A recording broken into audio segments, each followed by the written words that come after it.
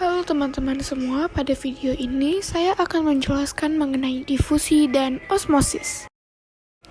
Pertama, saya akan membahas mengenai difusi. Difusi adalah peristiwa mengalirnya atau berpindahnya suatu zat dalam terlarut dari bagian berkonsentrasi tinggi ke bagian yang berkonsentrasi rendah. Perbedaan konsentrasi yang ada pada dua elektron itu disebut juga gradien konsentrasi. Ada beberapa faktor yang mempengaruhi kecepatan difusi, yaitu yang pertama adalah ukuran partikel. Semakin kecil ukuran partikel, semakin cepat partikel itu akan bergerak, sehingga kecepatan difusi akan semakin tinggi. Yang kedua adalah luas suatu daerah. Semakin besar luas suatu daerah, semakin cepat juga terjadinya difusi. Yang ketiga adalah jarak. Semakin besar jarak antara dua konsentrasi, semakin lambat kecepatan difusinya. Yang keempat adalah suhu. Semakin tinggi suhu, partikel mendapatkan energi untuk bergerak dengan lebih cepat, maka semakin cepat pula kecepatan difusinya.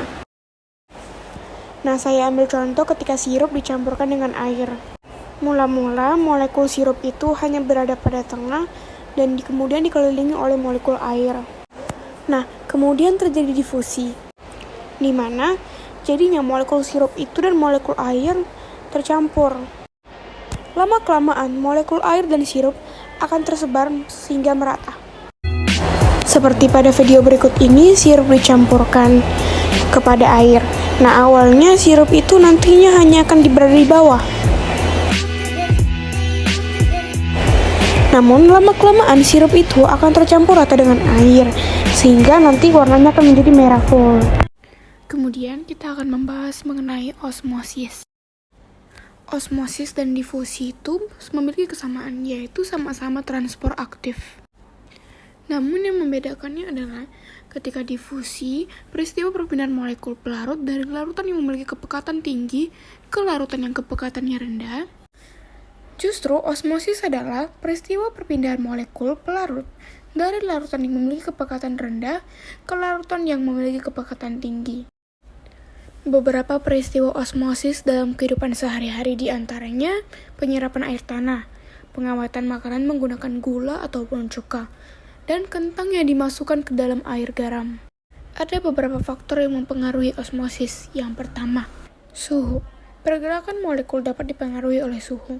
Resapan akan lebih cepat terjadi pada suhu tertinggi dibandingkan suhu yang sangat rendah. Yang kedua adalah keterlarutan lipid. Molekul memiliki tingkat keterlarutan yang tinggi, maka dapat meresap lebih cepat dibandingkan molekul yang memiliki tingkat keterlarutan rendah, misalnya lipid. Yang ketiga adalah luas permukaan membran. Kadar resapan menjadi lebih cepat jika permukaan membran yang digunakan untuk proses resapan lebih besar. Yang keempat adalah ukuran molekul. Molekul dengan ukuran yang lebih kecil dibandingkan garis pusat lubang membran akan lebih mudah meresap. Mekanisme terjadinya osmosis pada sel hewan dapat dipengaruhi oleh konsentrasi zat terlarut dalam sel.